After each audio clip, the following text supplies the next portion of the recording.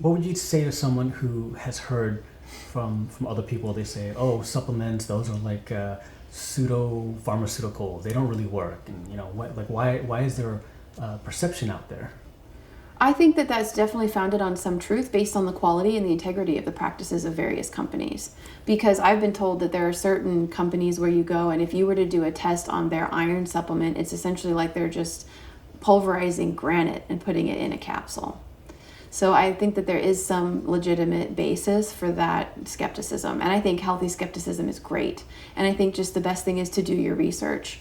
Learn about the company culture. Who's like a great example would be Dave Sandoval of Purium. I mean, he's an incredible person and has incredible product line of supplements that are all food-based. That would be one example. There are many great companies. Health Force, out of San Diego. Those are just the ones that immediately come to mind, but these are all powders, they're powders that you can take.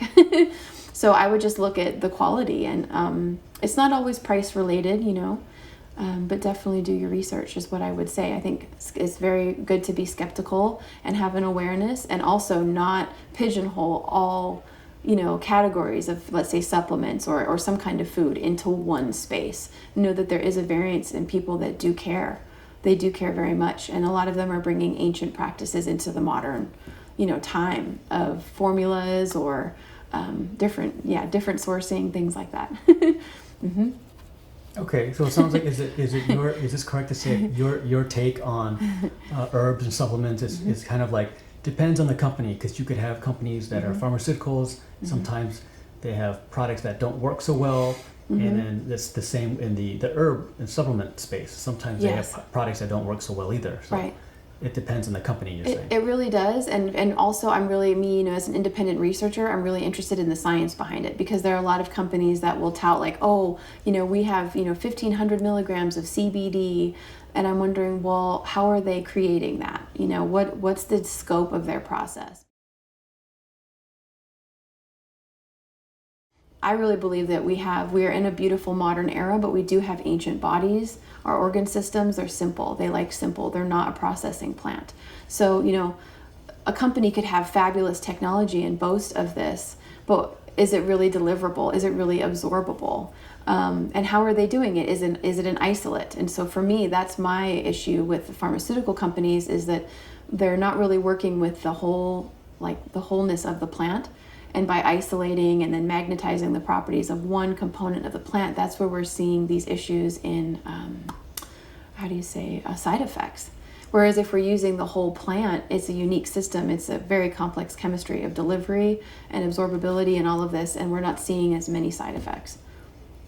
Oh, you're saying the pharmaceutical companies are just taking a small snippet from an herb or a plant. Mm-hmm. Mm-hmm. And that's why side effects come out as a result. Indeed. So for instance, like salicylic acid, which is where we get aspirin from, it's coming from white willow bark. So if we were to just make a tea with white willow bark to manage our pain, we're getting a much more minimal dose of the aspirin, and then we wouldn't see these issues with the liver, because they're concentrating that isolate. So it's a little bit too strong, if that makes any sense. It's like nature versus technology. There's a great symbiosis that we can do. We want to kind of go in the middle. So you're saying, use the whole plant or herb then instead of. Mm-hmm. You'll find a lot less. The body can work with that. It's a perfect delivery system. Mm-hmm. It's almost kind of like drinking orange juice versus eating an orange. Exactly. Can you talk about that? Well, sure. So if you're going to eat an orange, it's fresh and it hasn't been pasteurized. So that's the other thing. So, with discernment, we really need to think about, again, I'm always going to bring it back to what are the practices? How are we receiving this end product? Because orange juice usually is pasteurized. So, the pasteurization process can actually remove the nutrition from the product. So it still tastes great and it can be refreshing, but are the enzymes gone now? The medicine of that food is now gone. So that's something to think about, just something to inquire.